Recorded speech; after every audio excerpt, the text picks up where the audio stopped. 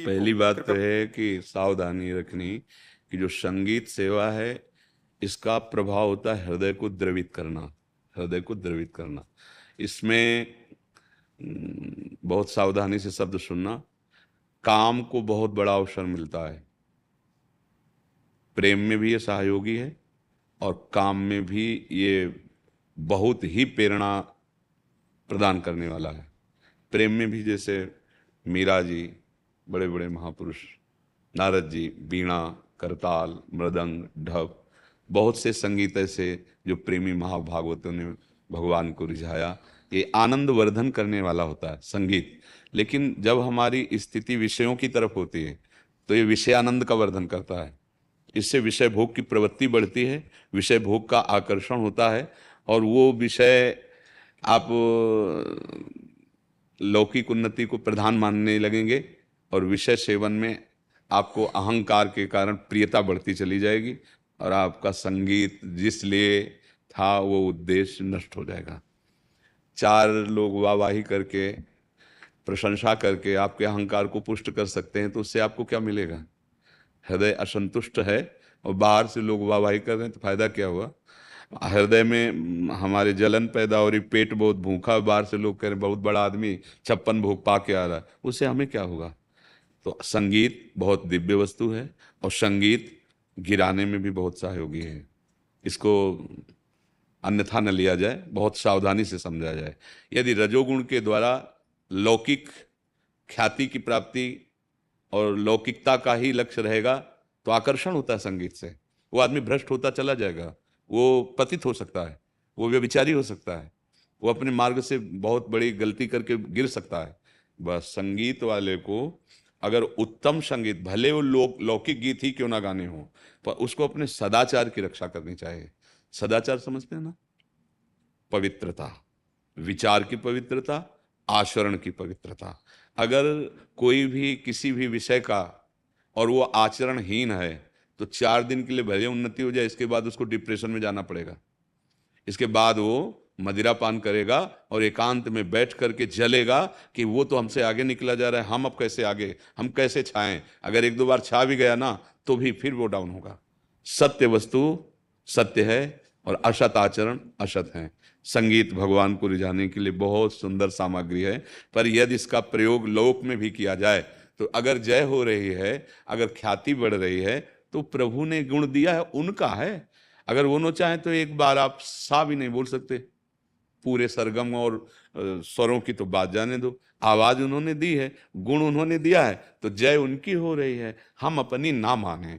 और जो हमसे रीझे तो वो रीझना भी प्रभु के लिए हो। अगर अपने को मान लेंगे कि हम बहुत अच्छे गायक, बहुत अच्छे, वो गिर जाएंगे। अच्छा देखो, इतने बड़े बड़े हमारे देश में गायक हैं, गायक हुए और गायक होते रहेंगे। यदि हमारे प्रभु से नहीं जुड़े, सत्य वस्तु से नहीं जुड़े, तो 4 दिन तालियां बजी, अब इसके बाद फिर क्या है? कौन जानता है हमको? कौन मानता है? गया। अब वो जीव जहां गया अपने कर्मानुसार हो, अब यहां हम अगर उसके लिए बैंड भी बजाएं तो उसके काम आएगा क्या? अगर वो जीव नरक में पड़ा हो या वो किसी नीच योनि में पड़ा हो तो यहाँ का बैंड उसके किस काम में आएगा? यहाँ की वाहवाही उसके किस काम में आएगी? इसलिए ध्यान रखे कि जितनी वाहवाही है ये सब उन्हीं को दे दे जिनका संसार है, और अपने कर्तव्य का पालन करे और सदाचारहीन ना होने पावे कोई भी। ये संगीत का कार्य ऐसा है कि इससे हृदय द्रवित होता है, और द्रवित हृदय जिधर हमारी वृत्ति उधर ही फैल जाएगा ना, ढलान जिधर उधर जाएगा ना। अगर ढलान विषयानंद की तरफ है ना तो विषयानंद में फैल जाएगा। वो आदमी हो चाहे जो शरीर वाला हो, वो व्यभिचारी हो जाएगा पक्का। और जो इसको संभाल ले गया तो यहां भले नाम हो या ना नाम हो, लेकिन जिनका नाम वास्तविक है वेदों में, शास्त्रों में, ऋषि मुनि, उससे आपको कृपा मिल जाएगी। सदाचारी पवित्र आचरण वाला ही जगत में और परलोक में भी सुख शांति को प्राप्त करता है।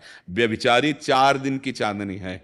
4 दिन ठीक है, माना है तुम्हारा सुपरहिट गाना हो गया, सुपरहिट विषय हो गया, और जिस दिन पुण्य नष्ट हो जाएंगे कोई पूछेगा नहीं, और तुम्हारा मन ही तुमको इतना कोसेगा कि तुम सोचोगे कि क्या शरीर नष्ट कर दूंगा।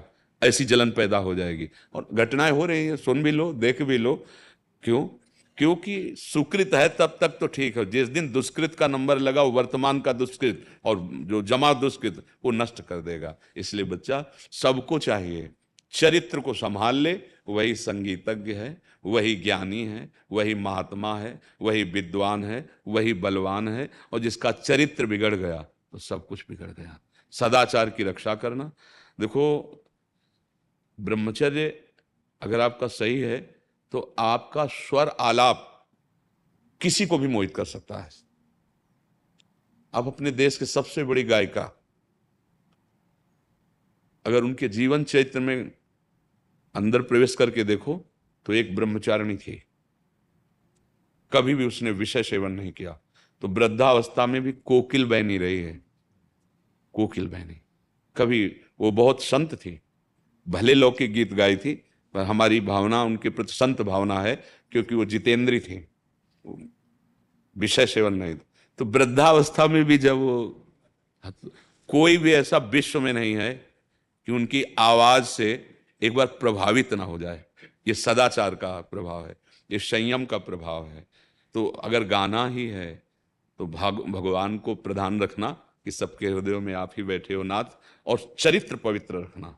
जो चरित्रहीन होता है वो कितना भी यश प्राप्त कर ले, बाद में उसको तुम देख लेना, जाते जाते तो आप देख ही लेना, क्योंकि अब जाएगा तो उसकी बिगड़ी जो की है ना वो उसको भोगने को मिलेगी ना, तो जाते जाते तो उसकी हालत खराब हो ही जाएगी। अभी 4 दिन की चांदनी भले हो। बेविचारी, अपवित्र आचरण करने वाला, अपवित्र नशे करने वाला, न यहाँ सुखी रहता है न वहाँ सुखी रहता है। हाँ, ये है कि 2-4 गाने हिट हो गए, सुपर हिट हो गए तो तालियां बजी, वाहवाही, तो पार्टी बनी, तो अहंकार को पचा नहीं पाता है। तो ऐसे नहीं, अगर किसी भी मार्ग में चले, कोई भी हो, तुम्हारा प्रश्न तो पूरे देशवासी भी सुन सकते हैं ना, तो कोई भी हो, अपने चरित्र को पावन रखते हुए अपने अपने विषय में पूर्ण कर्तव्य का पालन करे तो वो जय को प्राप्त होगा। यहाँ भले वाहवाही ना हो, लेकिन हमारे भगवान उसे प्यार करेंगे। और जिस पर भगवान की कृपा होती है ना, हाँ, उसको कुछ दुर्लभ नहीं रहता। जहाँ पर कृपा राम की हुई तहाँ पर कृपा करे सबको। हाँ, भगवान। आचरण पवित्र होना चाहिए बच्चा। और आज हमारा समय, समाज आचरण विहीनता में ज्यादा जा रहा है। आचरण विहीन हम होते चले जा रहे हैं। चाहे कोई भी किसी भी कला में प्रवीणता प्राप्त करे तो उसका फल समझता है आचरण विहीन हो जाना, ये इससे पतन हो जाएगा। संयम से रहो। अगर गृहस्थी में भी तो अपने एक संयम व्रत, तो किसी भी मार्ग में जाओगे, भले तुम्हारी यहाँ ज्यादा उन्नति ना हो, लेकिन वो भगवान की प्रसन्नता का हेतु बन जाएगा। हमें तो जाना ही है, हम सबको जाना है, आज नहीं तो कल जाना है। जाना है तो हमें जहाँ जाना है, हमको प्रधान बात वहाँ की रखनी है कि वो प्रसन्न हो जाए, जिसलिए हम आए हैं यहाँ वो कार्य हो जाए। तो अगर संगीत भी है या क्रीड़ा भी है, कोई भी क्रीड़ा है, कोई भी खेल है, हम तो उसको भी सपोर्ट करते हैं। मानो कोई खिलाड़ी है और वो भारत को विजय दिलाता है, वो जीता, सुयश उसका हो रहा है, धन उसको मिलेगा, पर साथ में हमारा देश जुड़ा कि भारत का खिलाड़ी अमुक अमुक जीता। अब उसको पचा जाना तू, पर मुश्किल पचा पाते हैं, वो फैल जाते हैं, उस आम को पचा नहीं पाते।